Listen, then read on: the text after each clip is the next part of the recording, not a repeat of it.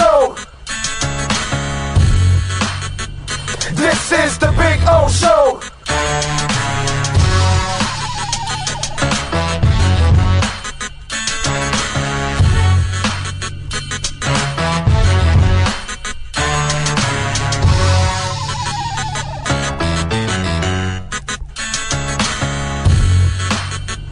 This is the Big O Show. This is the Big O Show.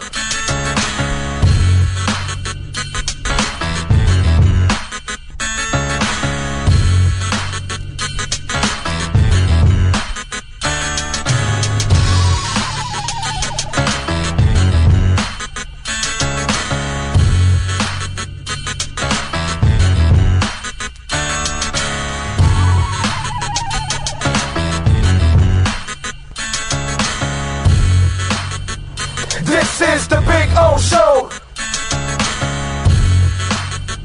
This is the Big O Show. This is the Big O Show. There's just one place to get our lowest payment on the new 2025 Acura RDX, $399 a month. It's the Season of Performance event at Acura of Pembroke Pines, #1 in the USA.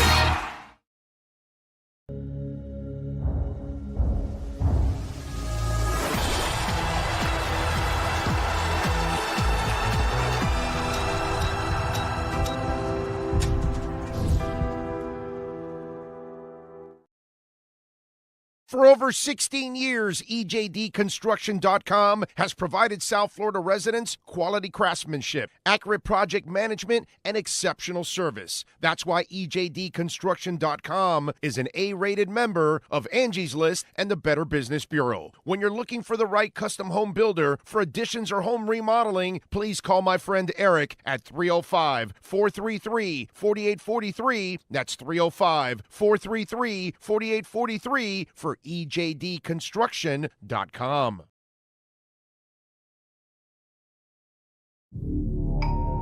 Oh, I think I know what this is. Houston, we have a package. Hello? No matter where you are, the Sloman Shield home security system guards your home. With next-gen perimeter protection, 24/7 monitoring, and interior motion sensing. And right now, get a free Sloman Shield security system and doorbell camera, all professionally installed, for free. Shield your world, the Sloman Shield.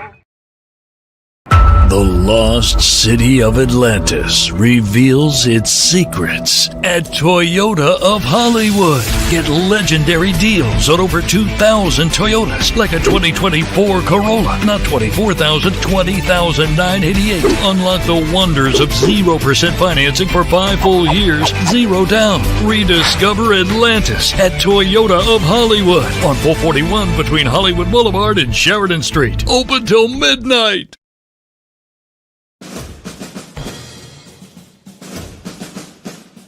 It starts every morning before the sun comes up. Projects are laid out.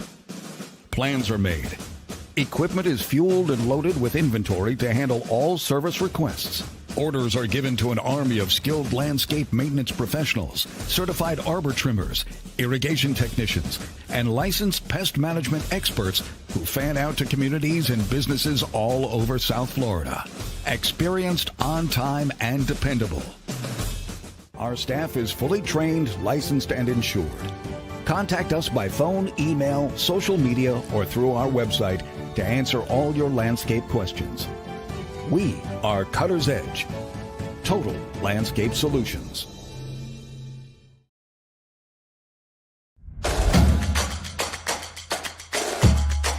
Welcome to Caneswear.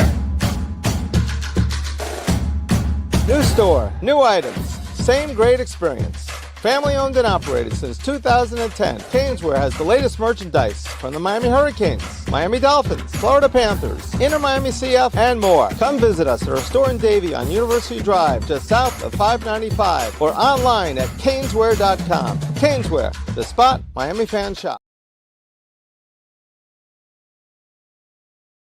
There's just one place to get our lowest payment on the new 2025 Acura Integra. $289 a month. It's the Season of Performance event at Acura of Pembroke Pines, #1 in the USA.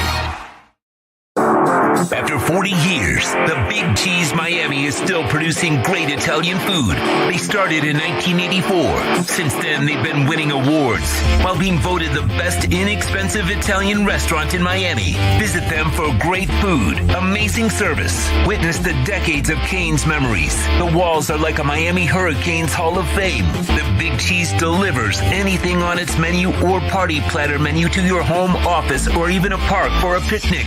Located at 8080 Southwest 67th Avenue, Miami. Call 305-662-6855. TheBigCheeseMiami.com, where they serve large portions at family prices. Hi, this is Jeff Welt from Welt and Rayom. Dan and I have been in business together for over 22 years. We're not your typical lawyers. When Dan's not working in the office, he's flying his stunt plane. When I'm not in the office, I'm either getting tattooed, bowling, riding a motorcycle, or going to concerts. We might not be your typical attorneys, but we are aggressive attorneys, and we'll do whatever it takes to get you what you deserve. Consultations are always free. Call us anytime, 24/7. Welt and Rayom can help. There's just one place to get our lowest payment on the new 2024 Acura ZDX. $299 a month. It's the Season of Performance event at Acura of Pembroke Pines, #1 in the USA.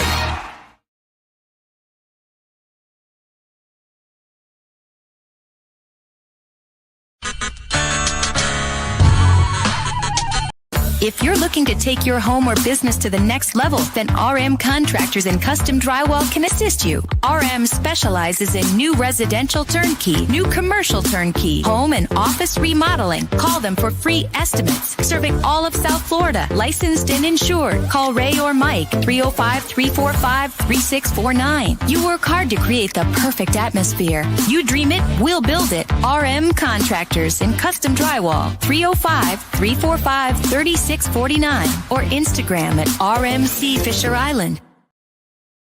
The viewpoint statements or beliefs expressed on the following program by the host, guests, or callers are not necessarily the opinions of FantasyXS.com, Media Group Inc. ownership, management, sponsors, or website. Miami Dolphins fans, time to rock out with another Dolphins pregame show. Big O and the boys are ready to give you the latest information, injury news, gambling insight as we get ready for kickoff. The pregame show is brought to you by Welt and Rayom, Toyota of Hollywood, Acura of Pembroke Pines, Hialeah Park Casino, RM Contractors. The broadcast is mastered by executive producer Sean Stanley. Here's your host, the Big O, Orlando Alzugari. Alrighty. Good morning. Welcome aboard as we get you ready for another game. And we'll see what happens today. I got to tell you, I'm absolutely uncomfortable, nervous about this entire finish to this whole season. Last week we talked about it. I picked Green Bay to win. I kind of expected it.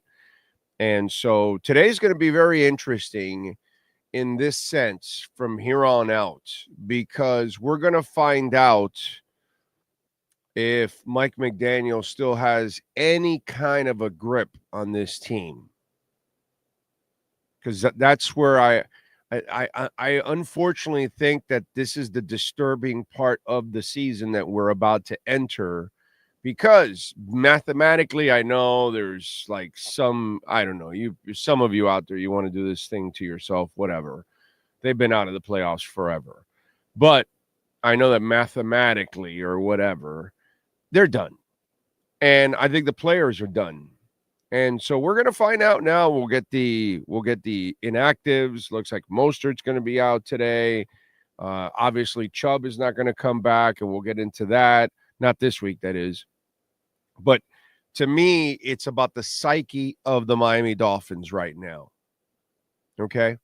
And listen, in a twisted way, I hate to say this, but some of you out there will be rooting for disaster. Why? You want Chris Greer or Mike McDaniel fired or both, right? So, you might get what you want out of this.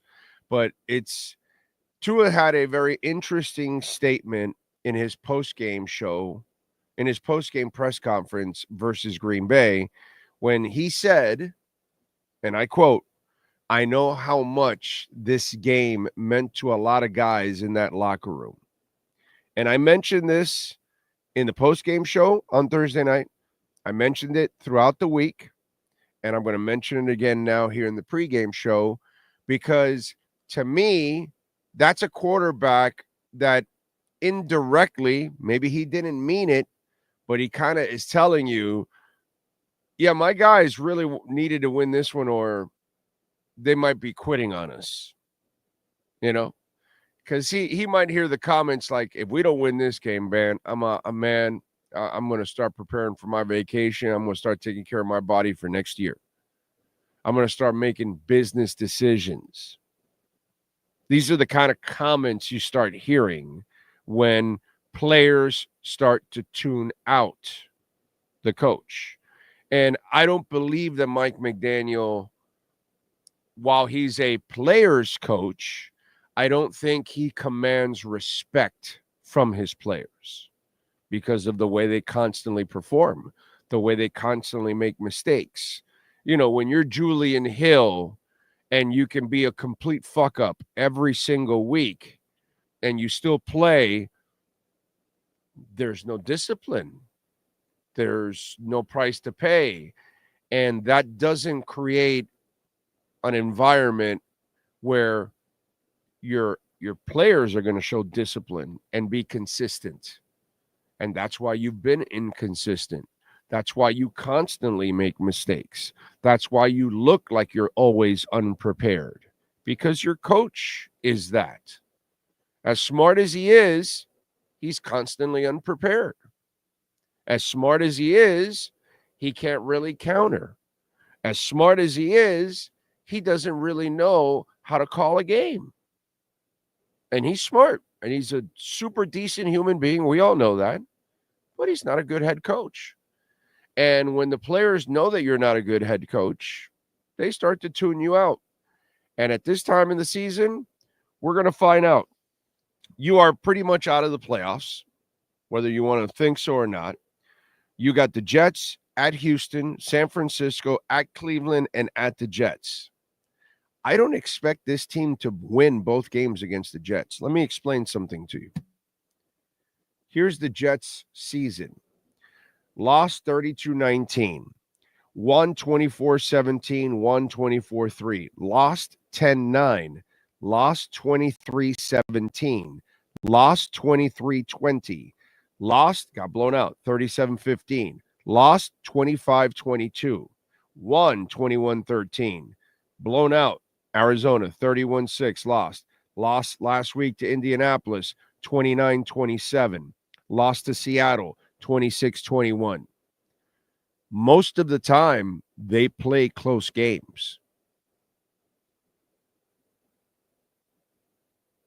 They're not really getting blown out much. A couple times that happens, okay. I think this is going to be a very close game. And I think the second matchup will be a very close game. What I don't expect, which sad, I don't think Miami wins both of these games. In fact, I don't think Miami wins all of these games that are left. I could see them losing at least 2 or 3 of these games because I feel this is a team that's about to tune out their coach or has tuned out their coach. And by the way, let's be honest, in the locker room, there is no way you feel confident in that guy. When you hear Tyreek talk about how they are playing cover 2 and they're taking us out and all that kind of stuff, that's bullshit, dude. You find a way to get your receivers involved. But you do that because you have to counter it with a power running game and all that. And since you fail to establish it, that becomes a problem for you. And then all of a sudden, in the middle of the season, you want to start to try to establish it. It's not going to happen. That's an attitude that starts all the way back in training camp. That's an attitude that has to be in your disposition, and it's just not, because you have designed a finesse, soft offense, and you as a coach refuse to adjust and do the things that you have to do. So this is a very interesting stretch here that we have of games, because in the end, it will truly define what Mike McDaniel is as a coach. If he has potential, then his team will run the table, play well, and make very little mistakes. And, but if they don't, they'll continue with what they've done. They'll continue with what they did on Thursday night, with pre-snap penalties, with turnovers, with mistakes, and they'll lose games. And they'll continue to underachieve like they have for 3 years now under Mike McDaniel. For 3 years, Mike McDaniel has left games on the table every single season. And this year, he left more games on the table than he ever has. Instead of getting better as a program, you have regressed as a program. Instead of you adjusting and becoming better versus your competition, you have regressed versus your competition. They have figured out who you are. They have identified what you do, and they have eliminated it, and you haven't been able to counter it all year long. That's bad coaching. That's bad coaching.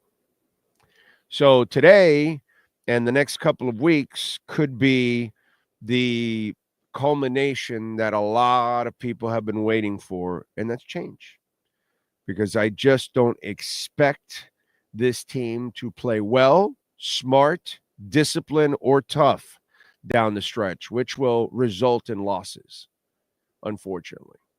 So today, like I said, you got to be a moron to give 6 points and you're the Fins. In fact, I'll give you how some Dolphins are still kind of delusional. I haven't looked completely at the chat board, but I did see something for a second there early on. Let's see. Here we go. Omar. Buenos dias, Big O. Sean, Fins Nation. With all of those injuries on the Jets, we should be able to win this game comfortably. Let's hope.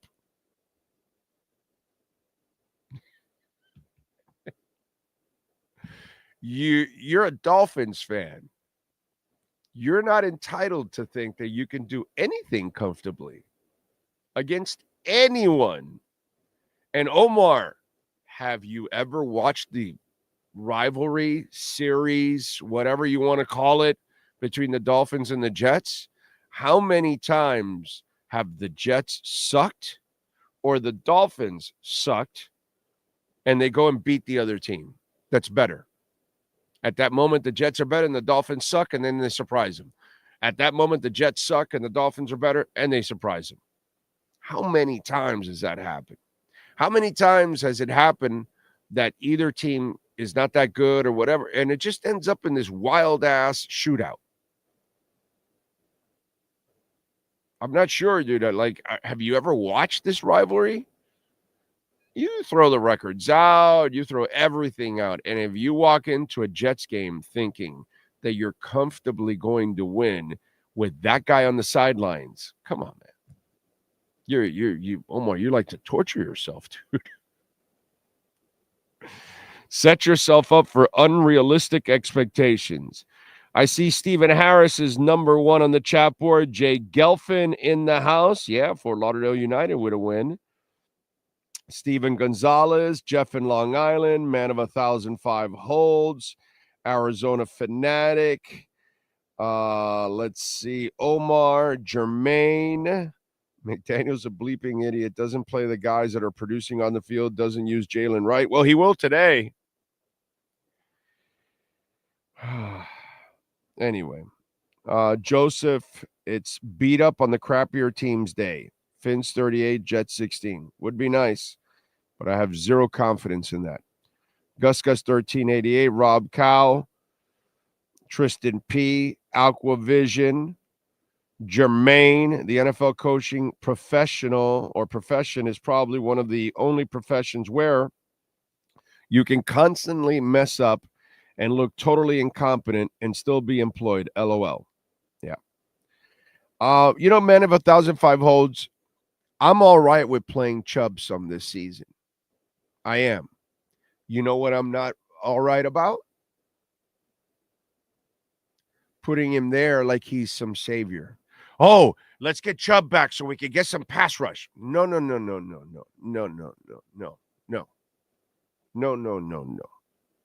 This is how you're supposed to handle it. Let's bring Bradley back piecemeal. Let's give him a couple of snaps. Let's get him acclimated back. Let's get him some reps. Let's build up his confidence again. Let's have him feel good about his knee. And let's not overplay him or anything desperate like what we've done with Calais Campbell and others. Okay? No. What we're trying to do is rehab Bradley Chubb. Okay? Zero pressure. Let's put him in. We'll put him in on a first down. We're not going to put him in on a 3rd and 12.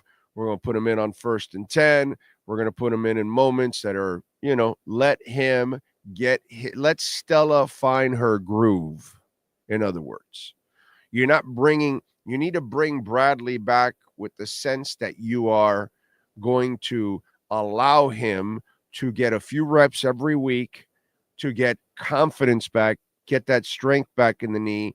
And that way he goes into the offseason with a ton of confidence, and he already went through the thing of playing with the knee. Okay? It's healthy at this point. He's a year removed. But what you have to do is bring him back slowly. You're rehabbing him. You're not bringing him back because you desperately need him. You're bringing him back because you want to rehab him and give him a little confidence and get over that hump of whatever injury it is, shoulder, knee, hip, whatever injury. When you come back from it, you got to feel confident about it, right? That's what you want to do with Bradley. I actually believe in bringing him back and getting him some reps. But again, very pressure-less reps. Just, hey, Bradley, we want to get you ready for next season. This season is not about anything. We don't need you to kill you. You saw how Phillips was playing. You saw that? Do you remember? You can't do that. We can't do to Bradley what you did to Jalen. And you got so intoxicated because he's such a freak. Watch him now in the videos. He's already ahead of schedule. And I'm like sitting there going, oh my God, stop with this shit already. Take it easy with the kid, bro. He's special. There's no rush. We'll never find out if he's a great player if you keep rushing him. And that's what they did. They overplayed Jalen Phillips. They overplayed Calais Campbell. Why? Because you didn't have anybody else. So you had to overplay them. That's bullshit, dude. So this has to be the same thing with Bradley Chubb. I'm all right with bringing him back and let him rehab his way back in games. Then next year, after he has the whole offseason, strengthening the knee even more and all that, and he's past the mental hurdle, now he can go out there and be Bradley Chubb from week 1. But right now, do not play him with the sense of urgency like you did with Jalen Phillips. And then because Jalen was looking so good, you just kept playing him and it just shouldn't have been that way, dude. Got to start doing some of these things a smart way. Let's see what else. Jamie Zoria in San Jose. Hoping everybody has a great weekend. The sack man is in. I want to lose out. I need McDoofus, Greer, and Tua gone. There you go. I wish Drew Aller can be our next QB. Julius Curesa. Be hard for McDaniel to change perception players already have of him in any case. That's true. That is very true. What else do we have? Steve Eklund. A Brian Flores type that actually can build a staff and knows what a real quarterback looks like. Because Brian Flores doesn't know what a quarterback looks like. So, yeah. The Brian Flores thing, like some of you out there, I just want you to know you sound fucking stupid when you think Brian Flores is a head coach. Like you forget that he had no concept of offense, like none. He didn't even know what a quarterback looks like. He can't even build an offensive staff. So, maybe use Mike Vrabel because nothing about Flo you want. Terrible people person, all that kind of crap. So relax on the Brian Flores type. Use Mike Vrabel. Use somebody that was actually successful. Let's see, Mr. Spock, constantly inconsistent. That's the Finns in a nutshell. Yeah, for 40 years. From Shula till now. Soft from Shula till now. They fold like a cheap tent from Shula till now. Mentally weak from Shula till now.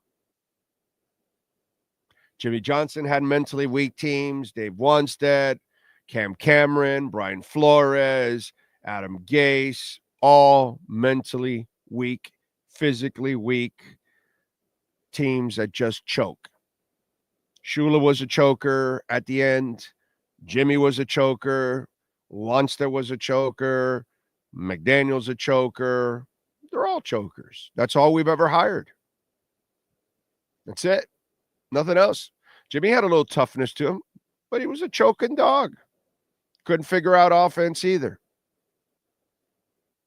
Tough guy, too. Parcells, really tough. How'd it go in the playoffs? 20-3. Bent over backwards by the Baltimore Ravens. Yeah. Let's go with tough. Tough. Really tough. Yeah. So tough. All these guys really added toughness to this team. This team constantly has let me down decades after decades. Let's try. I'm not about to hope for the playoffs. This team sucks. We need a rebuild and clean house. Oh. He plays Julian Hill, who's constantly messing up, but won't play Jalen Wright. You can't make that make any sense, my brother. D-Mark says, just came on. When are Eichenberg and Jones going to be benched? Lisa Rose is in the house. How about 40-point outburst for Tua and the boys today, regardless of the season's debacle? Would be nice.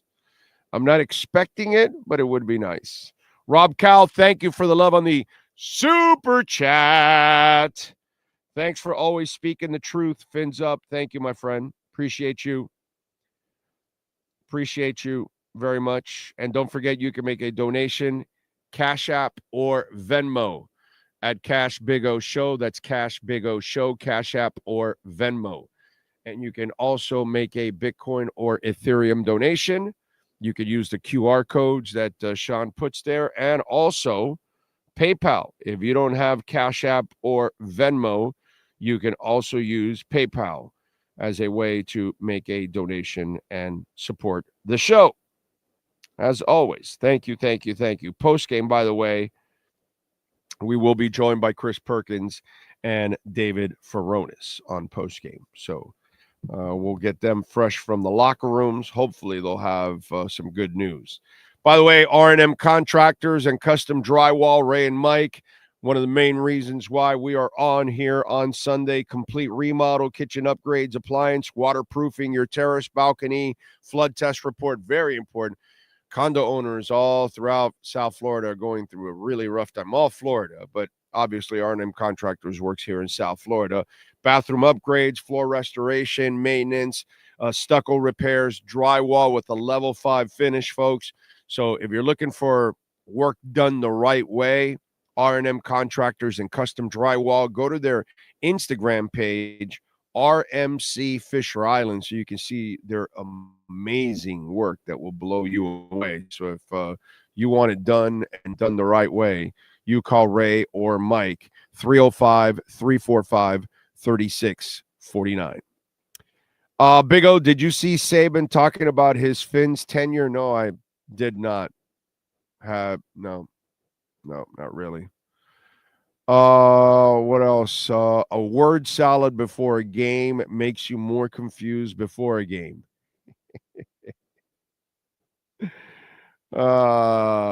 He said he was dumb to take the job, really, because blame the QB situation, but shouted out Wayne Huizenga. I don't really give a shit about his excuses, my brother. You know what I mean? Doesn't mean shit to me. Guy was a first-class asshole when he was here, treated people like shit.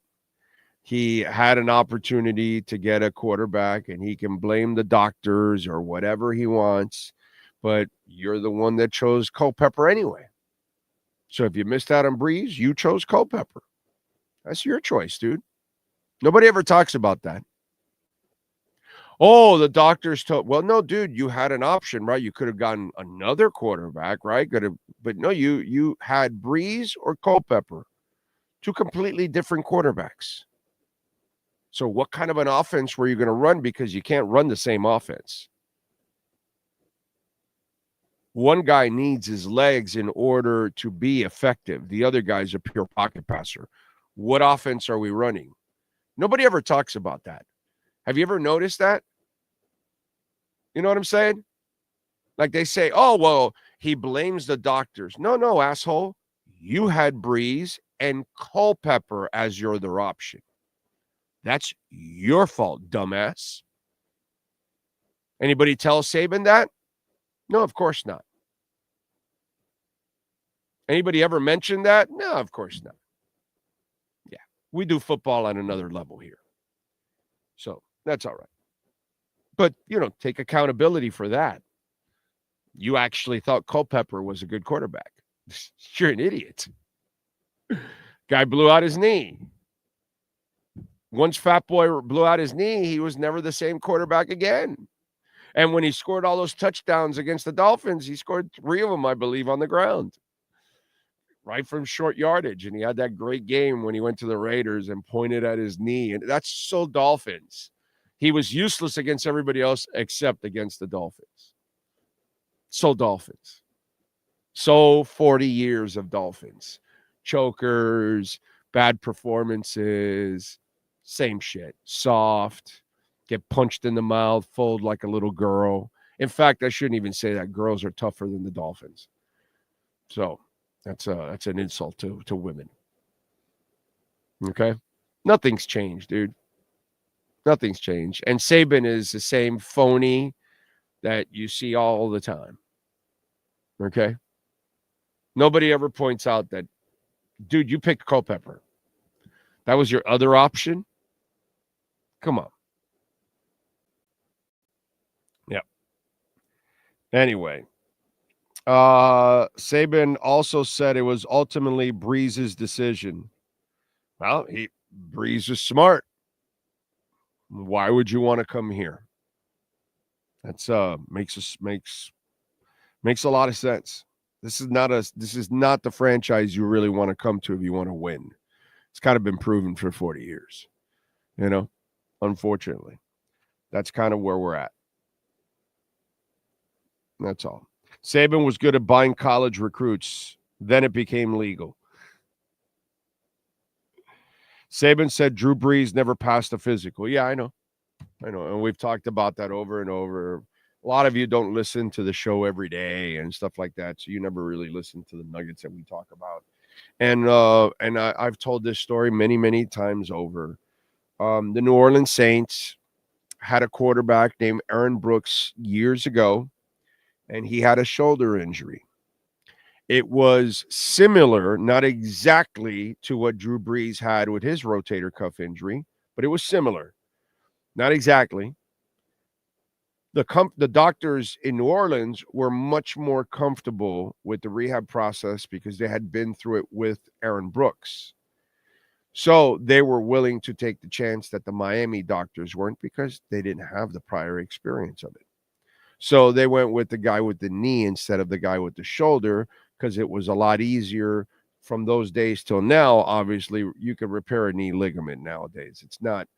It used to be something you never came back from. You were never the same. Now you could easily be the same again when you come back from the knee. At that time, the shoulder stuff was super scary. But for New Orleans, it wasn't as scary because they had been through the history of going with Aaron Brooks prior to that. So, again, got to have the whole story, got to have more of the nuggets of what has gone on, not just simply, okay, the doctors failed them and then New Orleans took a chance. Well, there's a reason why they took a chance. And why? Because of Aaron Brooks. That's why. But anyway, whatever. It is what it is. I hate 40 years of being a Dolphin fan and still no winning direction in sight. Yeah, I know. It sucks. I get it. Right. He picked Ronnie Brown number 2.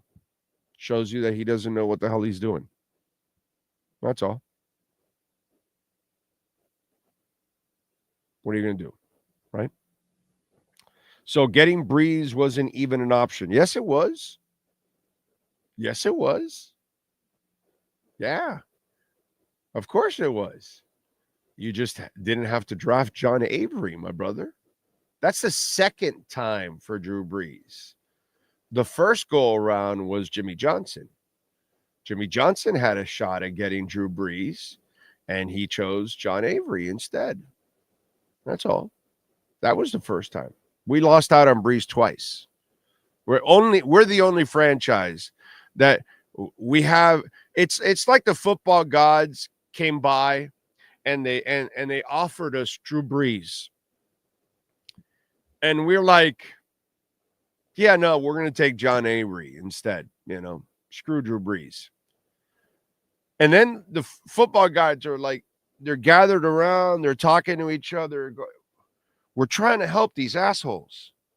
Like, we like them, right? They had Greasy, they had Morrill save his ass, then they had Woodstruck, and then they had Marino. They've been blessed. So we wanted to bless them with another quarterback, guys and ladies out there, because there's goddesses and there's football gods and football goddesses, and they're all gathered around and they're trying to help our Dolphins.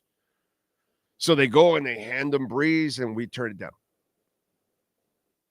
But we have like somebody on the inside up there, and they're like, no, we got to do it again. No, we got to offer them Breeze again. And they went and offered him Breeze again. And I think we've just been cursed. That's all. The football god said, well, we tried to give you Breeze twice, and you assholes denied us. So screw you guys. We're not helping you anymore. You're on your own. I don't know. Seems like that's what's going on. It's the weirdest thing. They tried to help us. Think about that. How many franchises get a shot at the same franchise quarterback twice? Not one, not two. Only the Miami Dolphins. We're the only team in the history of mankind. The football gods are dying to give us another franchise quarterback. And we're like, yeah, nah, we're good.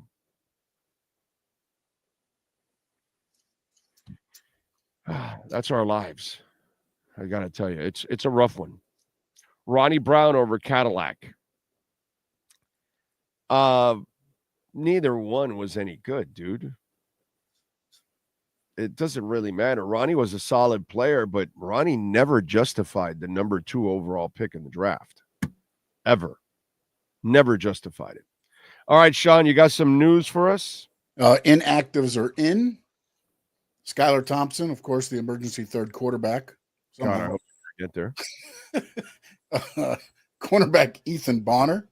If that's your emergency, you're dead. Seriously. They didn't charge the paddles. That's like calling the fire department and they show up with 1 bucket of water. Walking. from 67 blocks away. When they get there, there's like 4 drops left in the bucket. All right, go ahead. I'm sorry.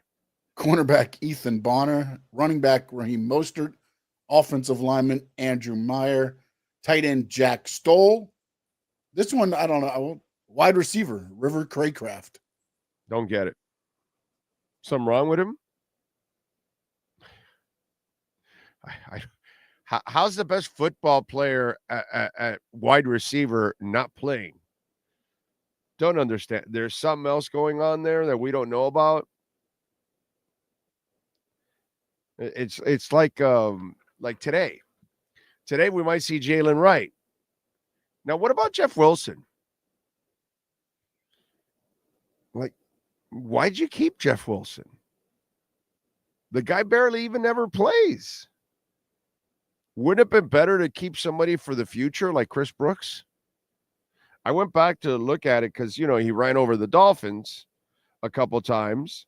He has 21 rushes for 95 yards and 4.5 yards a carry for Green Bay. He also has 9 receptions for 58 yards, 6.4 yards per catch.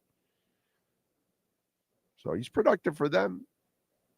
Like, you barely play Jeff Wilson, so why'd you keep him?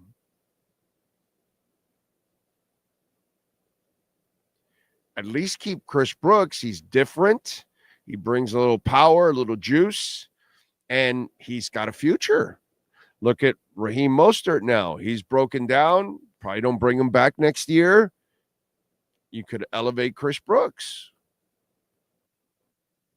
Some of the things that Mike McDaniel does, I don't. And, to also got the front office maybe listens too much to Mike McDaniel. What else you got, Sean? Jets inactives. Running back Breece Hall. Wide receiver Malachi Corley. Offensive lineman Xavier Newman. Cornerback Quantez Stiggers. Edge Braden McGregor. Cornerback Sauce Gardner. There you go. So no Sauce, no Breece Hall. Okay. And isn't the big receiver also messed up too? Is he injured going into this game? What's his name? The Raider. Former Packer with him. What's his name, bro? Murray. Devontae Adams? Devontae Adams. I have to look on that. I don't have him on there yet. He's banged up or something going into this game also. So anyway, we'll see. I put no weight on anything that they're missing people. It's a Jets-Dolphins game. You throw everything out. This could be the wackiest game you'll see. This could be a 65, 75 point output. This could be a 10-6 game with a bunch of turnovers. I don't know what the hell to expect here, to be quite honest. It's a Dolphins-Jets game. It's impossible to get a read on what really is going to happen. By the way, the Big Cheese, they've got the holiday party platters going on right now for pickup or delivery for your home or office. So we've got the holiday season going on now. And if you're thinking about taking care of your employees, your friends, family members, whatever it is, you can hold a holiday party platter. You want one? Any dish on the Big Cheese menu can become a party platter. The lasagna, the baked ziti, the cheese ravioli, the eggplant parmesan, you name it. They've got the seafood pasta, the chicken francais, the fettuccine alfredo. It just goes on and on and on and on. So go check out the menu. Go to bigcheesemiami.com. Better yet, go take that person you love or your friend or maybe a business partner and you want to talk some business, have some great Italian food. All the pasta is shipped from Italy, and it is cooked fresh daily, highest quality out there, family servings. That's what it's all about. BigCheeseMiami.com. All right. Remember, Cash App or Venmo at Cash Big O Show. That's Cash Big O Show, Cash App or Venmo. And you can make a Bitcoin or Ethereum donation on Cash App. Miguel, thank you, sir, for the love on Cash App. Very kind of you. Thank you, thank you, thank you, my man. Appreciate it immensely. Cash App or Venmo at Cash Big O Show. That's Cash Big O Show. Cash App or Venmo. The great Ray Martinez, you're amazing, my man. Happy football Sunday. Let's go Fins. McD, please be smart game calling.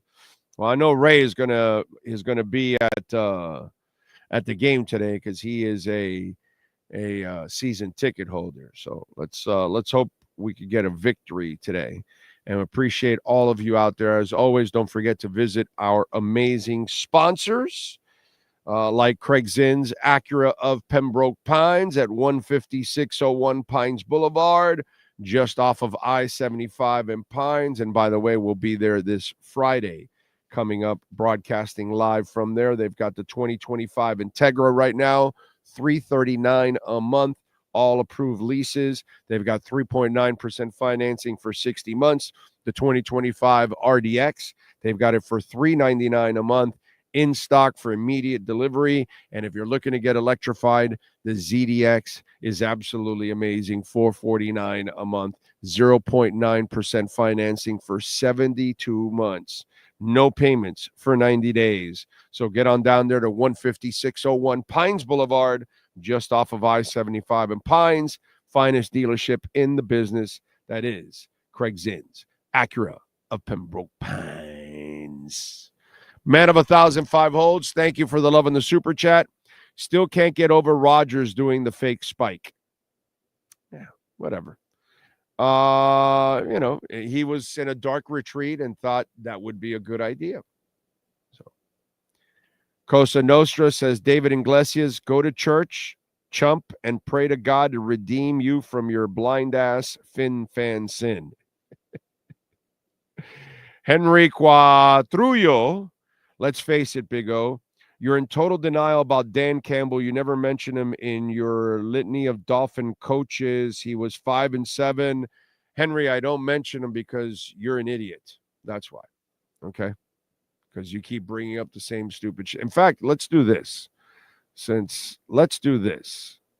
You know what to do to Henry, right, Sean? So since he wants to troll, right?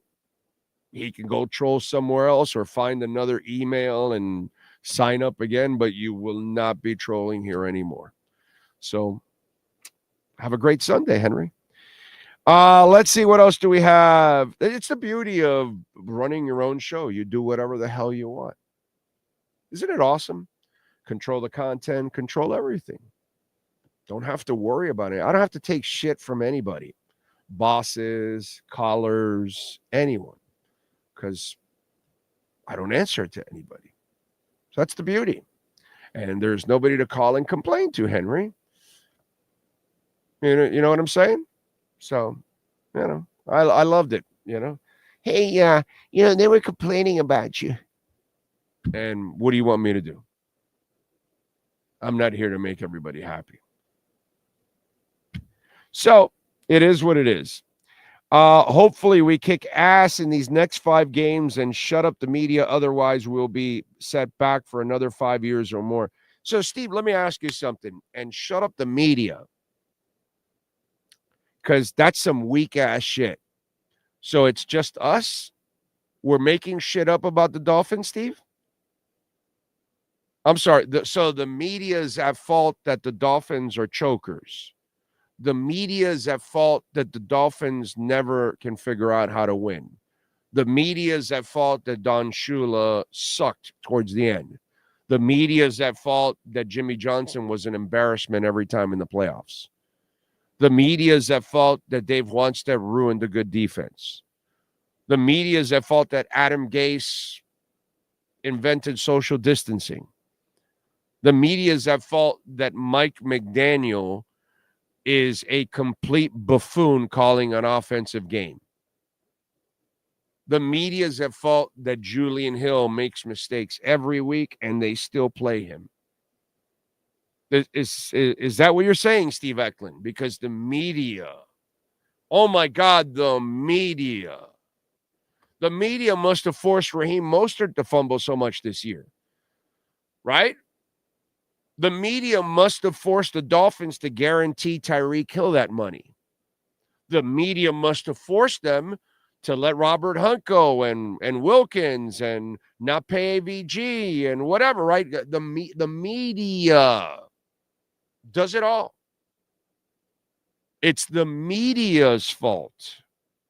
Hopefully, we kick ass in these next 5 games and shut up the media. Otherwise, we'll be set back for another year, another 5 or more years because of the media. They must be making shit up in the media. Just wondering, Steve. I'm not blaming the media's for the Dolphin shortcomings. It would be awesome if we had something good to talk about. But no, Steve, hopefully we kick ass in these next 5 games and shut up the media. Why shut up the media? I don't understand that part. What's there to shut up? Are they not actually addressing and talking about the real problems? Why the media? You are blaming the media, dude. You're using that little weak fan thing. And by the way, hopefully we kick ass. Steve, you're not on the field. You're not kicking any ass. Maybe you could kick your own ass. Maybe you can compete in a one-man ass-kicking contest. There you go. Or a one-legged, that's even better, a one-legged ass-kicking contest. But you're not on the field, Steve. I want you to know. You will not be kicking any ass. Just want you to know that. The media will be kicking ass. That will happen, Steve. You won't be kicking any ass, but the media will be kicking ass because it's got you going. The media. Hopefully it'll shut up the media. Yeah, because the media is lying about how bad the Dolphins are and the mistakes they've made and all. Yeah, it's the media. Anyway, so Dan Campbell doesn't even say crazy shit anymore. He must have learned his lesson here. Big O, why didn't we keep Keenan Allen? They never had Keenan Allen here. Keenan Allen's also very injury prone. Campbell was a coordinator for years after leaving here. I don't get the complaint. Don't worry about it. It's just stupid shit people bring up, bro. Tyreek has more kids this year than TDs. Waddle is overrated and OBJ is washed. Well, that's these are things that you've earned. OBJ looks washed. I don't believe Waddle is overrated, but that's how it's played out this year. Too many drop passes, not enough production, and a ton of money. So that's where Tito can say that. Even though I don't believe Waddle is overrated. I think Waddle is a hell of a receiver, but the kid does have a concentration issue because of the drops, and we've been talking about that for a few years now. Waddle, there's a part of Waddle, I think, that needs to kind of be reset a little bit. Might be a little bit too much of a nice kid, but needs to have maybe a little bit more of an edge. But, hey, I can't argue with Tito, I know Waddle can be better, but this is what he's earned right now because this is how he's looked. Mr. Spock says one thing Finns haven't owned since the glory days under Shula, an identity as a team. The team from the 70s was physical on both sides of the ball. Perfect season. Team won games with a backup QB. Exactly. They were even tough with Woodstock. You've got to be tough with Woodstock to get to the Super Bowl. That was the end of toughness for the Miami Dolphins. Once you added Marino, you became a finesse team, and you were just a wussy-ass team that would get pushed around easy. So that's it. Marino kicked ass, but the team around him was not built the right way. Kind of like what we see here. You got a passer, but you're still not punishing as a runner. You don't help him with a punishing running game. You don't help him with a great defense. And so you'll have the same problems. That's all. And it won't be as good because Tua's good, but he's not Marino. They're both passers, but Marino's the most elite passer I've ever seen in my life. Tua's a hell of a passer, but it's a little different. There's a little difference between the two there. Okay, Tua's good, but he's not Marino. But both, you must run the same kind of offense. Power running game, great defense, and then those guys can do the rest. But if you just leave it up to them and you don't have the running game and you don't have the defense, you ain't going to win shit. That's all. Nothing's changed. It's all kind of the same. Waddle has penguin hands. I think you're on to something, man, of 1,005 holds. Not enough separation in those fingers. I gotcha. Big O, I've been a big fan of yours. I should have said it a different way. I'm sorry. No, it's all good, Steve. I'm busting balls, bro. I love you too. But it was a perfect thing because I always love when they blame the media. It's like, it's funny. Like, we're not to blame for shit, dude. Some media members might say things you might agree or disagree with. That's great, but they have nothing to do with your team winning or losing or whatever environment they have or whatever. Those teams create it. The Panthers had a terrible environment until Viola and Sifu took over, and then they slowly but surely changed it. And that's it. And the Heat weren't going anywhere until Mickey Harrison bought it and Pat Riley came in and changed it. Now we have watched after 25 years that just like Shula, just like Ron Frazier, just like, the time comes for everybody where you weren't nearly as good as you were at the Jim Morris started off really good also in Kings baseball and didn't finish nearly as strong, right? And this happens with long tenures sometimes, that they're not as successful on the back end. And that's what we're watching right now with the Heat. That, the magic they had at the beginning and the way the system was run allowed them to take advantage. Now the system has completely changed and they have not adapted well to it. And they have not been able to have the same kind of success. They're still having success, but not the same kind of success. Just happens like that. Times change. People change. Systems change. You must adjust. Life changes. You must adjust. Shula did not adjust well to the salary cap. Well, Pat Riley and the Miami Heat have not adjusted well to the new NBA rules the last few years, and that's why they keep chasing their tail. And so, what used to work doesn't work anymore. Nobody gives a shit about you throwing the rings on the table anymore. You need the first round picks and you need the cap space. That's what they give a shit about. The teams care about the compensation. The players care about the compensation. Outside of that, they don't care that you have the rings on the table anymore. None of that shit matters. Life changes. Times change. And Shula wasn't the same when times change. Ron Frazier wasn't the same down the stretch. Jim Morris wasn't the same down the stretch. It happens to everybody, man. Happens to everybody.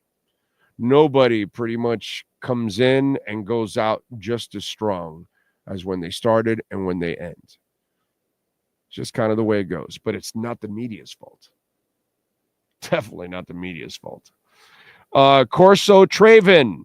Here we go again. Oh, another nail-biting December just for us to most likely go nowhere. Can we get Deadpool to come fix our universe? Oh, brother. We need Superman to fly around the world so much and get us back to the 70s. And then what we do is right towards the end of right before we lose Zonka and Kick and all those guys to the World Football League, and then it kind of destroyed things. We step in, we show them the future, we show Shula what's going to happen, and then he's better prepared, and then maybe there's a better transition. We don't lose our World Football League guys. Maybe we're better prepared for the Woodstock era. And then he sees that he didn't develop a running game like he should have for Marino. and a defense. You know, maybe we could do that. Get a hot tub time machine. Fix it. Because that's where we went wrong. We drafted Marino. It was so beautiful. As fans, we're loving it. And then they didn't do what they needed to do, and we just watched our team just piss away. Oh, he's back there. I'm not even going to search for him. For the greatest quarterback of all time. Sucks. Who's been the worst starting QB for us Dolphins? Brother, it's Cleo Lemon, Ray Lucas, maybe Skylar Thompson. Yeah. You know, Skylar Thompson now steps in to that realm of Cleo Lemon and Ray Lucas. And I think Ray was even better than those guys. It's just that one interception against the Bills, which, again, was a stupid call by Wanstead at the end of the half to have him do that. It was just kind of wasn't really the right call. But whatever, you kind of set your player up for failure. But, yeah, he's right up there. That's a doozy of a conversation. Even Montana said that Marino's the best passer I've ever seen. Yeah, Marino is a freak, dude. Marino's a freak. Ocala Joe is in the house. Morning, yes, the season is over, but beating the stinking Jets always leaves me feeling better. Yes, but man, do I fear they're going to lose one of these two games against the Jets. I don't know why, but I have a terrible feeling in my gut that they will lose one of these two games against the Jets. I don't believe the Dolphins sweep the Jets. It's so Dolphins, so Jets. It's exactly the way it normally goes. That's the sad part. Let's see. Tyrone says if McDaniel goes, Tua goes as well. A new coach is not going to want Tua as their quarterback. He has no arm strength, and he is injury prone, and you can't win with him. He throws more deep balls than everybody else and completes them at a higher percentage than everybody else. What's the deep ball stuff? I mean, how stupid are you, Tyrone? Seriously, how stupid are you? You want to talk about him being injury prone? Yes. And by the way, you also want to talk about a injury prone person that is ignorant and doesn't realize it. I know he said this week, well, I left my guys out hanging to dry. None of that means anything to me until I see him for a couple of years play smart and avoid injuries. You know, like don't take on tacklers, like don't try to tackle anybody, you know, slide, that kind of stuff. You want to talk about his injuries, but deep ball makes you sound stupid, bro. I mean, the guy throws a ton of deep balls. It has nothing to do with that anymore. If you're still saying that, man, you are ignorant. That is, you are one dumb ass mofo. Ragin says, Poop and Perk talked about the Breeze mess. It's fine that Saban made a mistake. Just own up to it and stop blaming everybody else. It doesn't matter, bro. He decided on Culpepper. So Saban doesn't get any breaks with me, bro. Screw Saban. John Beck was pretty bad. It's pretty bad. That's a good one. He's right there. He's right there with Pat White and those guys. It wouldn't shock me if they lose both. God, Steven. I'm kind of preparing myself for them to lose one of the two. Man, they lose both. Woo, doggy, you're cleaning house. They left Chris Brooks go over Jeff Wilson because they had guaranteed Wilson's contract to a certain extent. And I think because of McDaniel's soft-ass ways and his relationship, and he's not a tough coach. Shula's backups were 25-7. Why has it been so bad? Well, Shula was a better coach also. So, it's one of those deals. What are you going to do? Rodgers turns the clock today and destroys the Finns. Well, I hope not, but we'll see. I just would not be surprised if they lose today. I can't say, oh my God, I'm going to be shocked if they lose.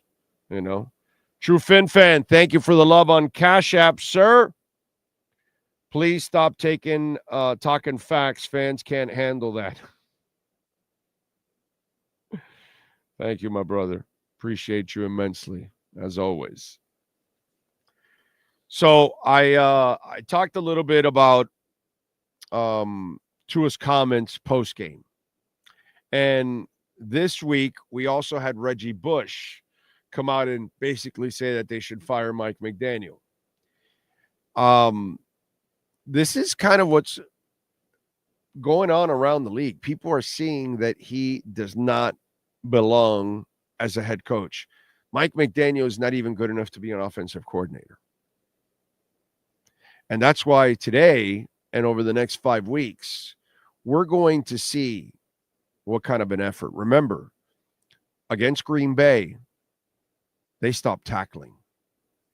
I don't know how many missed tackles. I mean, that defense was disgraceful. I want to know what kind of effort you're going to have today and for the next 5 weeks. Because if you're the owner and you're the front office, obviously the front office is in some hot water right now because of what's gone on. But if you're trying to do what's right for the organization, keeping Mike McDaniel is not the right thing to do. The guy's been here for 3 years and nothing's changed. And you haven't gotten better.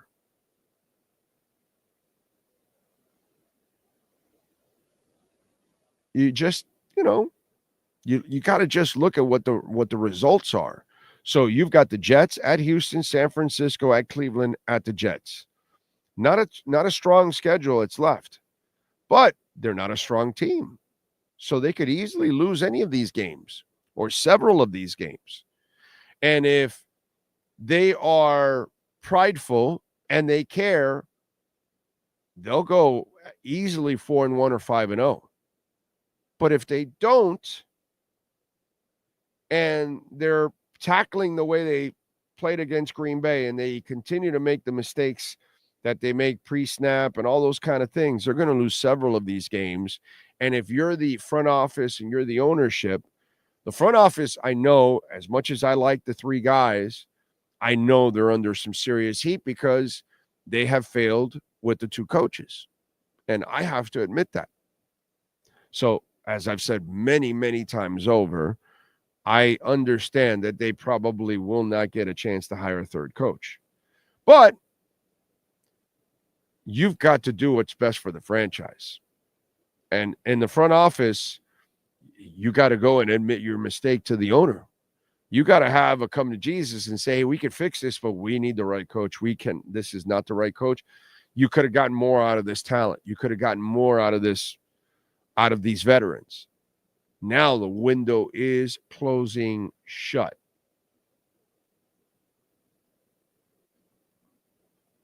I don't know what you do. But if you don't have a strong ending to the season, how do you come back? Personally, for me, coming back with Mike McDaniel is unacceptable. For me, if you come back with Mike McDaniel next year, you're telling me you're waving the white flag. You're just trying to get through the salaries and all that kind of stuff. You're not really committed to winning. But if he doesn't end strong and you still bring him back, I wouldn't blame season ticket holders and people not renewing. I would completely understand that. This is very pivotal what's going on here. And for those of you that want to see better days for our Dolphins, I would think 99% of you are rooting for changes. I know there's some of you out there sometimes, well, you can't keep constantly changing. Well, you can't keep crap around. And right now, Mike McDaniel has proven that his coaching is crap. So Let's see. Oh, I agree with you with what you said about Tua, but the deep ball stats you're referring to is from years past. This year, there's no deep ball. They're playing cover 2. You can't throw into cover 2. That's, but that's McDaniel's fault because he didn't dedicate to the run, so he doesn't bring in the safety and suck up a linebacker and open things up. So he has set up his team for failure. You can't stop throwing to Duper and Clayton or Irving Fryer or whoever.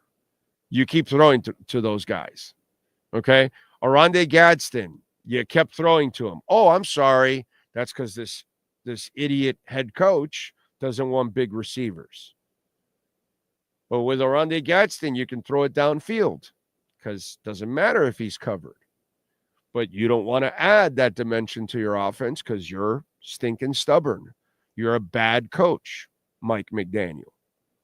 You don't use a power running game. You're a bad coach, Mike McDaniel. So, yeah, there's a reason for it. It's not Tua's fault. That's like saying, okay, so then Tua starts throwing into double teams and starts throwing a whole bunch of interceptions. So now you're going to pick on Tua for throwing the interceptions. What do you want him to do?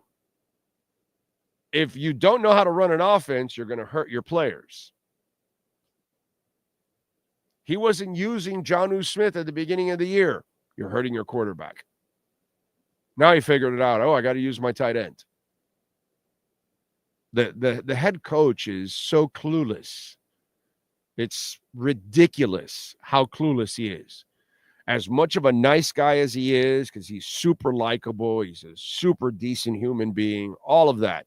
So is Dave Wanstead, by the way. But I don't want either guy anywhere near my football team. How do you like that? Okay?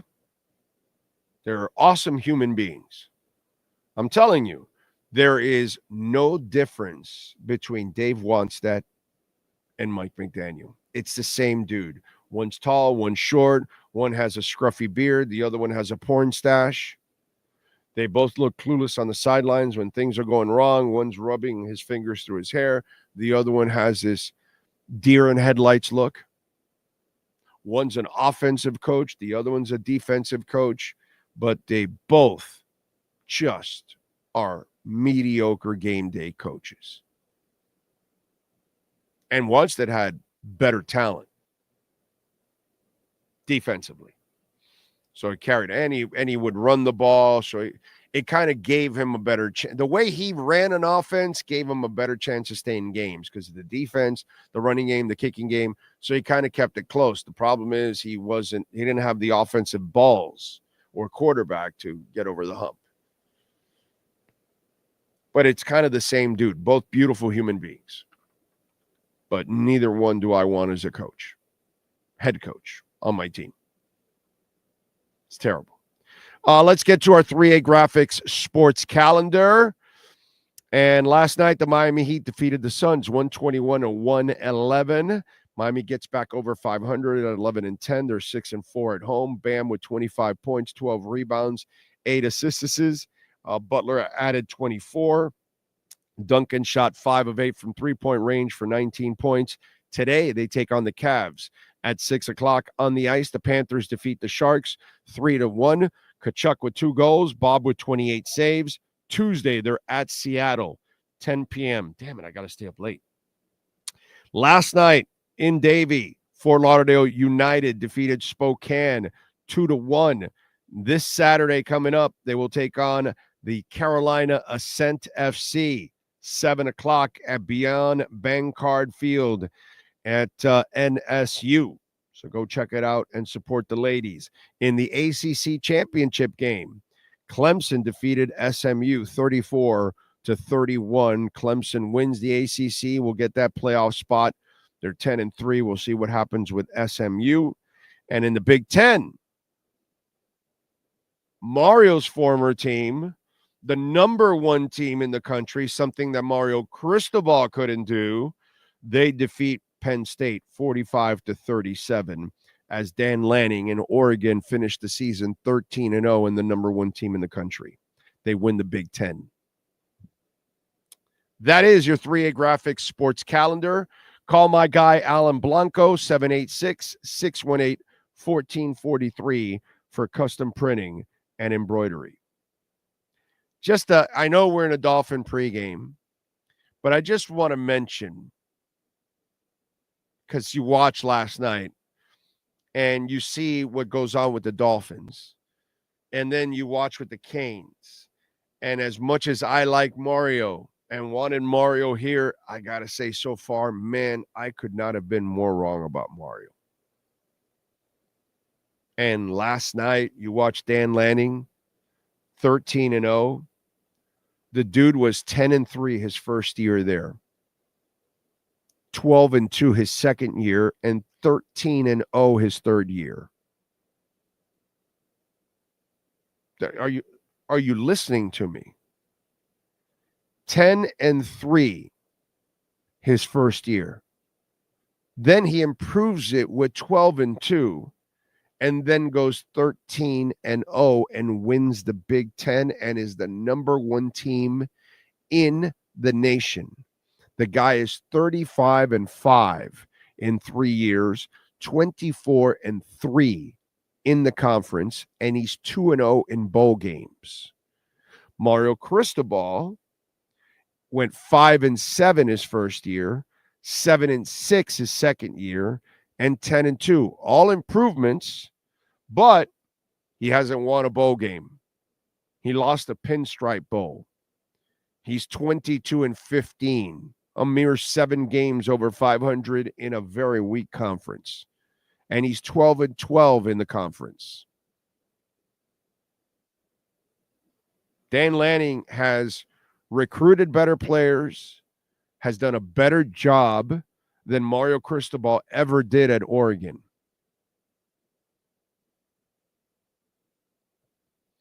I got to say right now, Mario does all the other things right, except on the coaching side, which is probably the most important part of it. Outside of recruiting, it's coaching. And I got to say right now that it looks like the Canes and the Dolphins are led by the wrong coaches. Because if you're in Oregon, you're like, holy shit, thank God we got rid of Mario. This guy, Dan Lanning, is 100 times better than Mario Cristobal.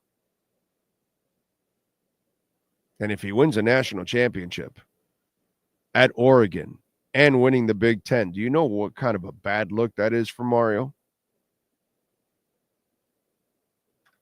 Just saying, just a lot of shit went through my mind yesterday about that. And it's like, wow, man, this is like, I know we like him and all that. He's a Miami guy. He's one of us. And went to Columbus and was a heck of a player, tough dude, great human being, super decent, super hard worker, great recruiter, not a great coach.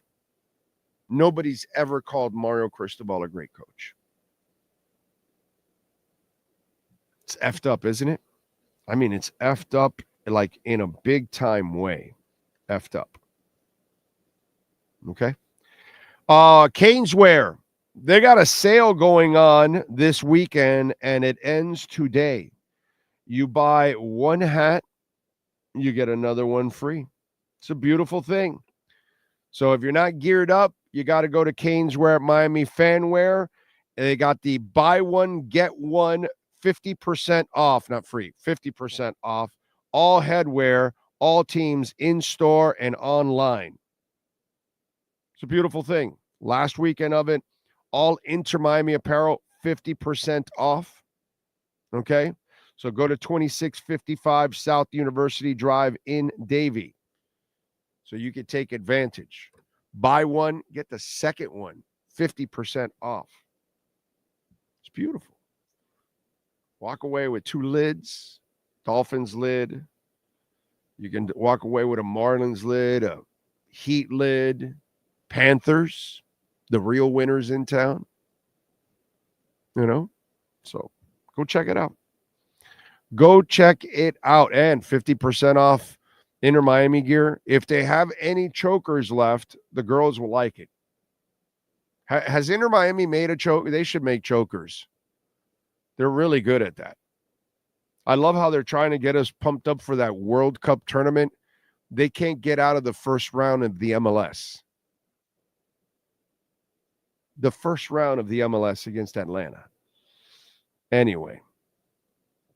Well, with Mario, he is an amazing recruiter, which saves him year after year. But if you can't coach, then why recruit? Because you can't teach them well. Yeah, exactly. And eventually that will level off too, because if you don't take the recruits to the next level, recruits won't continue to commit to you.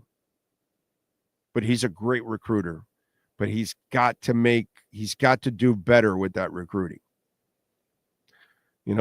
20 missed tackles against the Packers. Yeah, Steve. It's disgusting. Yeah. Constant grieving with the Three Stooges, Allen, Greer, and McKenzie.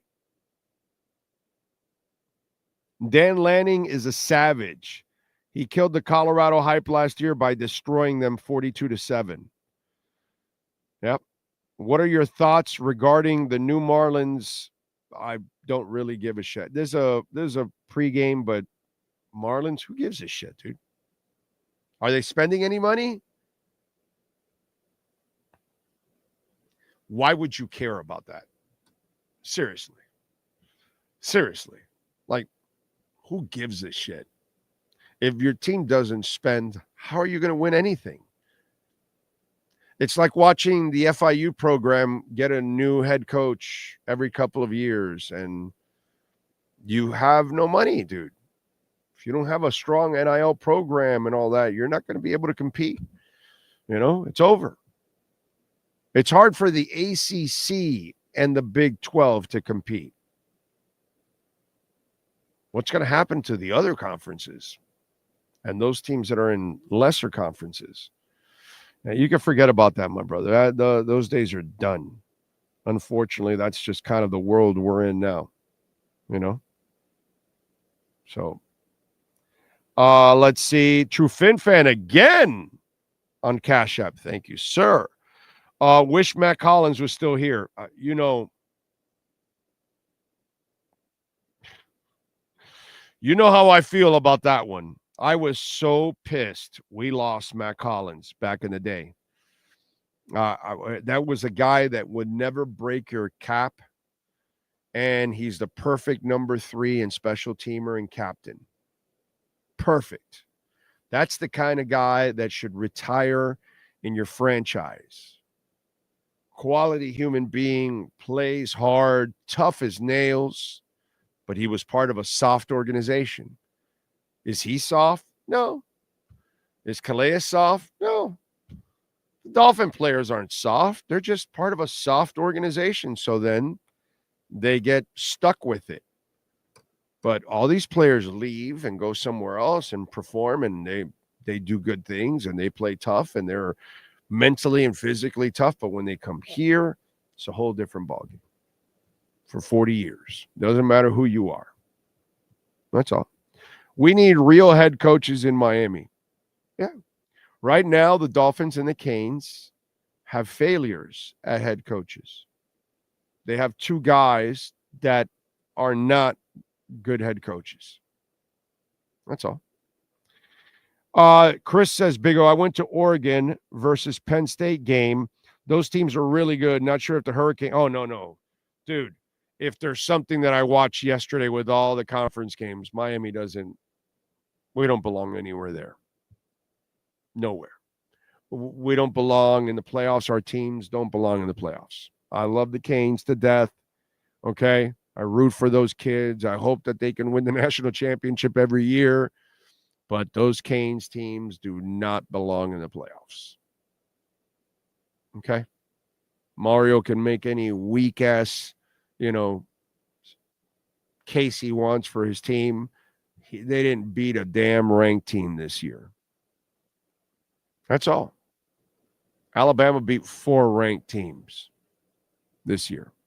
3 of them that were ranked when they played them, and South Carolina was unranked, but finished ranked. The only ranked team they lost to, I believe, was Tennessee. That's a pretty good record. Much better than Miami. So that's where I have to go. I think that's how it went, if I'm correct. I think that's how it went. But if they had just one win against a ranked team, still better than anything Miami did because they had no wins. So that's the problem, man. Dolphins and Canes don't have a good game day coach. David says if they lose to the Jets today, does Ross take notes and fire Greer and McD after the season? This would be an unexpected and crushing loss at home and would end any playoff dream. First of all, do you have playoff dreams? That's crazy. Why would you have any playoff dreams?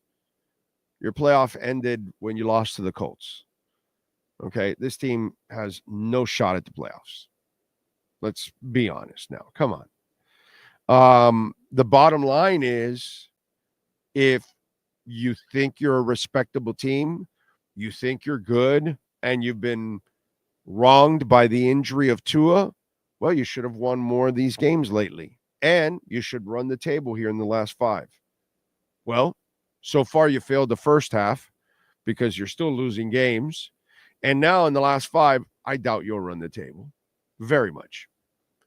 I expect them to lose a couple games. And by the way, if you lose today, it just adds to more players giving up on the season. So, yeah, changes have to come.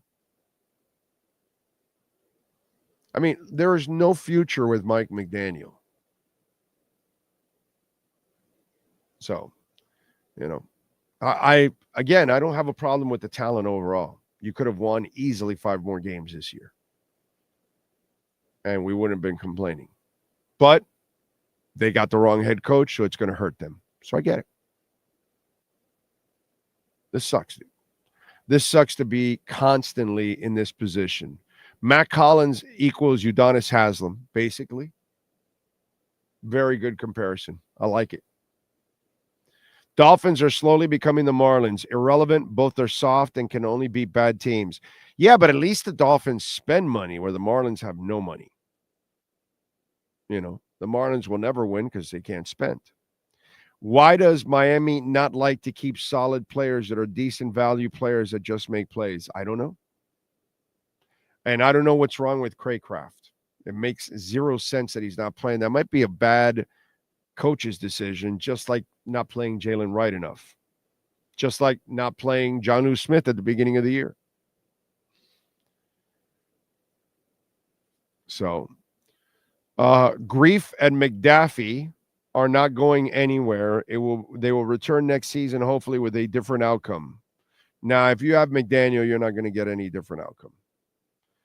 Jamie says, Big O, I have another opportunity. Send the Dolphins by the football gods. Charles Harris versus TJ Watt.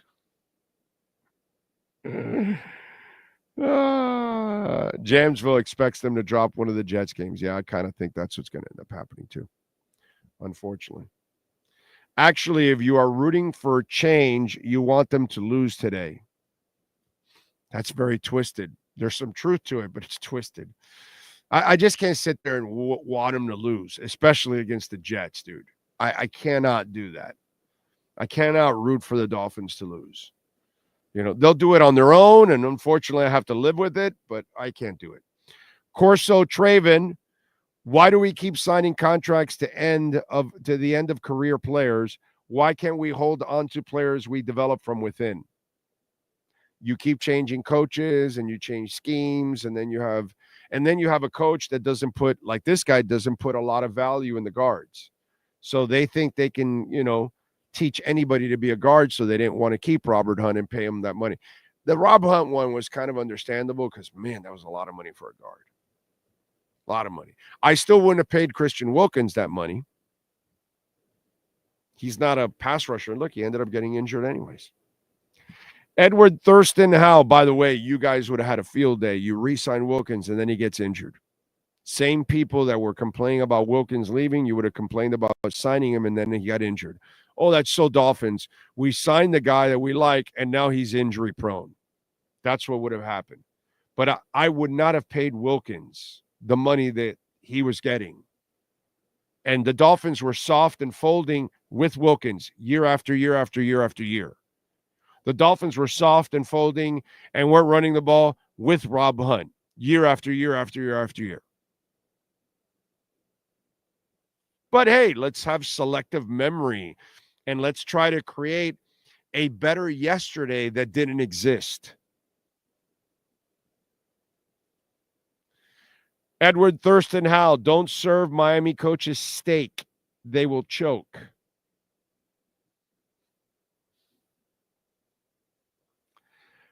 Chris Ortiz says, Big O, good morning. Like you, I was in Indy and felt our season slip away with McDaniel's poor in-game decisions. It's so disheartening. Yep. It sucks for me personally because after that Colts loss, I tuned everything out. I was done. Just kind of, I'm following it in my own way, but I'm not keeping up with anything that's being said nationally, locally, not much. If they say it on Twitter and I run into it, but I'm not reading any more Dolphin articles by any of the beat writers. I'm not watching any of the shows anymore. I'll watch a couple shows here or there. I have no interest. This season was over weeks ago. It was obvious, and it's continued. You know what I mean? So I'm with you, man. It sucks. After that Indy game, that took everything out of me. Everything. You know? It was like, wow, here we go again, another one of these years. You know? And that's kind of the way it's been for me. I'm just not the guy that's going to sit there and lie to myself about who the Dolphins are. You know, I could give you a chance up until a certain point, and then you prove who you are. And Mike McDaniel has had 3 years, and he's proven to me who he is as a coach. And there is no future with Mike McDaniel. Zero. So it's not just that I gave up already on this season with the Indy loss, but I have given up on the Dolphins overall as long as you have Mike McDaniel as your head coach. You bring him back next year, and I expect the season to be a failure. I can already tell you that. So they could go tweak whatever they want. I can guarantee you I will not have any real hope for next season if you bring back the same head coach. Because it doesn't matter. He can't maximize a roster. So it won't turn me on whoever you sign or whatever changes you make or whatever if you have that guy a head coach. That's all. It was like Joe Philbin. I gave up on Joe Philbin the day they hired him. I was never on the Joe Philbin bandwagon, ever. And then when they extended him for no reason, I was just so disgusted. Because it's like he's incompetent and you're extending him? Other than you, I only like to listen to Poupart and Barry. Yeah, awesome. Great dudes. I think it's more that McD thinks that they can design plays to be quick, that quality guards and tackles aren't as necessary. We see how that plays out every time another team simply disrupts the timing. I don't think it's about tackles because they drafted a tackle. They kept Kendall Lamb. They paid Armstead. So they will spend money. They paid Austin Jackson. They spend on tackles. They believe in tackles. They don't believe in guards and centers. They don't believe in spending money in guards and centers. It's funny because in New Orleans, Sean Payton's philosophy was the other way around. They wanted exceptional centers and guards. They wouldn't spend big money on tackles. In fact, Teron Armstead was a 5th-round pick out of Arkansas Pine Bluff.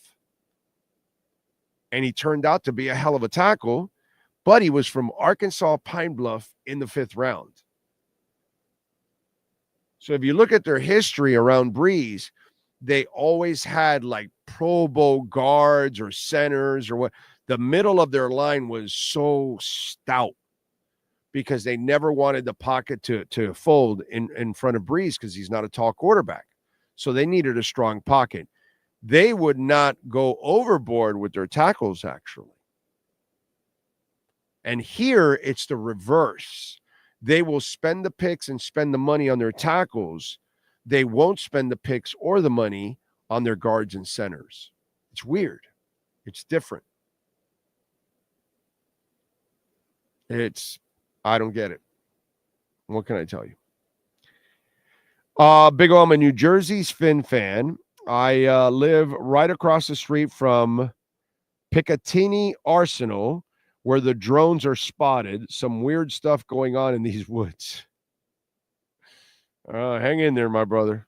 Hang in there. Let's see. Man, we thought they would be Super Bowl contenders last year. Yep. I had that Airbnb and everything. Damn. I had it also booked in Arizona. Vegas and Arizona.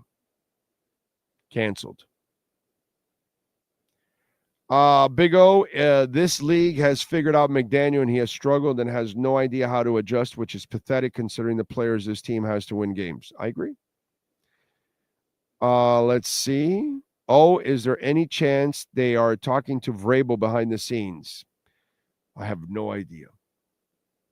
I doubt it, but I have no idea. Zero clue. Joe Philbin had a son that committed suicide right after he signed with the Dolphins. You could tell his heart wasn't into coaching after that incident. Sad. Yeah, I don't think that was the case. Okay? Don't think that was the case. Joe Philbin was not a good coach, and he was a terrible people person. Terrible people skills. I know that for a fact. Yeah, not a good coach. McDaniel needs a haircut. He can't see the plays. And a shave. Can't really grow a good beard. If you want to run the ball inside in short yardage situations, strong guards are crucial. Yeah, guards and centers. Again, when was the last time the Dolphins were great? All around. They were tough on the O and D lines. They ran the ball. They had 3 running backs to run the ball. It's kind of the way it goes. And go look at the better teams in the league. They have strong lines and running games. And that's something that, like, for 40 years, we haven't been able to figure out. That you've got to dominate on the D and O lines. Shula forgot that. He forgot that. He had it. Again, he forgot it because he lost his personnel people. And that's where Shula wasn't a great personnel guy. And that got exposed the second half of his career with the Dolphins. Once he lost all his personnel people, he wasn't the same coach again because he didn't have the same people making decisions with him in personnel. And when he was left to do it all on his own, it was a disaster. That's why our line when we were young was Shula the GM is hurting Shula the head coach. That was the line. By the way, that's what's gone on with the Miami Heat as of the last few years, last 10 years. Pat Riley, the GM, has hurt Pat Riley, the coach, because he keeps trying to put a Band-Aid and trying to put a quick fix on it instead of taking 4 steps back and not doing anything for a few years and accumulating your picks and trying to create cap space and then make yourself very liquid to make those kind of moves. But they choose to go the old way, and it just doesn't work anymore. Things happen. Times change. People change. Sports change. You have to adjust. Dolphins and Shula did not adjust, and they died. And right now we're watching the Miami Heat and Pat Riley. They have failed to adjust, and they are struggling. They're lucky they have the best coach in the business, but they're still struggling. So it's a problem, man. It's a problem. So we'll see. And by the way, this week, proud of Tua for acknowledging his selfishness. And he talked about this week about how missing those games, he left his team out on the lurch. And I'm glad that he finally comes clean. Now, we talked a little bit about it this week. What Tua said this week doesn't mean shit. Let's get that straight. Okay? Tua can no longer be trusted. He suffered the concussions, then finally went a whole year playing the right way, and it proved that if you play like that, you can play forever. But then he got cute, lost the weight, and started to think that he's an athlete at this level when he's not. And he got in trouble again. So, and then he doubled down by saying, I'm going to play the way I'm going to play. And if I have to die on the field, then I'll do it or whatever. He showed absolute ignorance. Okay? So you can no longer take him for his word. Because in the heat of the moment, he's a liar. He doesn't think. He has no common sense. He doesn't use intelligence. And he goes all out and doesn't care about his body. And then doesn't care about how it affects his team, his coaches, ownership, front office, family. And finally, you, the fans. So until he goes off for a few years of playing like you're supposed to play football, then we can believe him. But at the moment, his words are empty because his psycho way of playing football won't allow him to play responsible. Even though that's the way Marino, that's the way Breeze, and that's the way, Brady and Manning, all those same guys like him that are passers and they're statues, they all played that same way. But he thinks he's different than them. He's not even as good as some of those guys, and he refuses to play the way those guys played. So I'm glad that he had to come to Jesus and admitted it publicly, but it doesn't mean shit to me.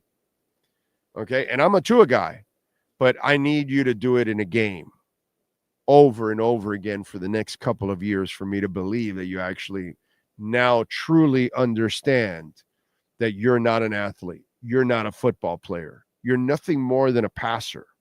You're a specialist. You're like a kicker. You're like a punter. You're like a long snapper. That's all. That's what Marino was. That's what Peyton Manning was. That's what Tom Brady was. None of them were football players. None of them. None of them were athletes. And they knew it. That's the best part about those guys. They actually knew they couldn't do any of that stuff, so they didn't bother. Unfortunately, Tua doesn't know that.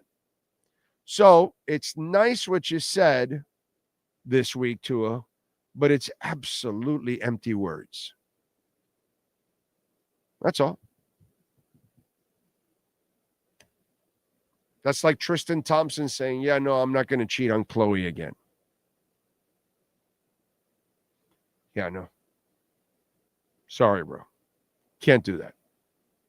Can't do that. So it's nice, but show me. Show me for a few years, and then I'll believe you. 2-3 years of playing smart football, then I'll believe you that you stop being stupid. But meanwhile, if you're the Miami Dolphins, you will need a quarterback next year that can play the game, period. End of story, because you cannot trust your quarterback. And in that building by now, they should know we can't trust Tua. They have to say the same thing I said. Oh, it's nice he said that on the podium. It don't mean shit to me. I need to go get a quarterback. Draft him. I'm talking about drafting a quarterback that you think can be a starter in the NFL. So first round, second round, you need to take him. Or you need to sign the best free agent quarterback that's out there. a guy that could start for other teams, you need him here. Because you can no longer trust Tua. Sucks, but that's where we're at. Yes, sir. The 12 teams are announced for the playoffs. What do you got? Well, I mean, everybody knew the one. It came down to 2 teams for the final spot. Alabama, SMU. Who do you think got it? Alabama, of course. Negative. SMU is in the playoffs. Alabama out. All right. Okay. What was weird, though, was Boise State got the bye. That was a ballsy comeback last night. That was good. Boise State gets the bye. Clemson goes in as number 12, even though they're a conference champion. Okay. Kind of, it's odd because I thought, I guess I just assumed that the 4 major would get the byes, and I didn't think that Boise State would end up getting the bye. But yeah, yeah. Idiot Dabo said it last night. He said, "Hey, that's a playoff team." So that was nice of him to say that about SMU. So I was rooting for SMU so badly. And by the way, throughout the damn broadcast, all you would hear half the time, former University of Miami player, Oh man. That was funny. That was funny. All right. So good for SMU. All right. Okay. Should have gotten Russ as Tua's backup and traded Mostert after his big season. There's no trade for Mostert. Nobody's trading for Mostert. Were they going to give you a 7th rounder or something? And when D. Henry, that I wanted. But again, you would need a power running decision by the head coach. He doesn't want to do that. So Derrick Henry would be useless here because you're not going to dedicate to him. This is not a good coach, bro. This guy's an idiot. It's a terrible coach. Big O, are you Manuel Alzuaray's relative? Yes. Most Alzuarays are all related one way or another. There's very few of us. So, yes. Manuel and Alberto, those are 2 doctors that were in town. One a general practice, the other one was an orthopedic. So both are related to moi, one way or another. Yes. Let's see what else. The NBA is down, 46% viewership. The game is unwatchable. This is the first season in 30 years I haven't watched a single Heat game or NBA game. Yeah. Hard to watch. Bam sucks at offense. All right. There we go. That's where we're going. But anyway, so we'll see what happens today. We'll see if the Dolphins can get it done. I will tell you this. I am not a financial advisor by any stretch, but I think you're a maniac if you're laying the 6 points in this game. I would not lay the 6 points if I'm a Dolphins fan. Or I'm just an NFL fan, I'm looking at it. If anything, believe it or not, I would take the 6 points in the Jets. I'm not touching this because I'm not going to sit here and root against the damn Dolphins, especially the Jets. I need them to win this stinking game. I hate losing to the Jets. It sucks. But I will say, laying 6, I could not have that kind of confidence in this team. So we'll see what ends up happening when it's all said and done. Post-game, David Furones will join us, and so will Chris Perkins, fresh from the locker room. And we'll get their thoughts, hopefully, on this victory. Not a loss, so tune in. We appreciate Sean Stanley, the man, the myth, the legend, that knows how to get it done every single day here on the platform. We thank all of you out there that tuned in. If you sent in a donation, thank you. Visit our sponsors. We appreciate it immensely. We'll see you for the post-game show right here on the Big O Radio Show. You've been listening to our Dolphins pregame show with Big O. The broadcast is brought to you by Welton Rayom, Acura of Pembroke Pines, Hialeah Park Casino, RM Contractors, Toyota of Hollywood, Caneswear, Sloman's Home Security, BigCheeseMiami.com, EJD Construction. The broadcast is mastered by executive producer Sean Stanley. Thank you for supporting the platform and our fantastic sponsors. Go Fins!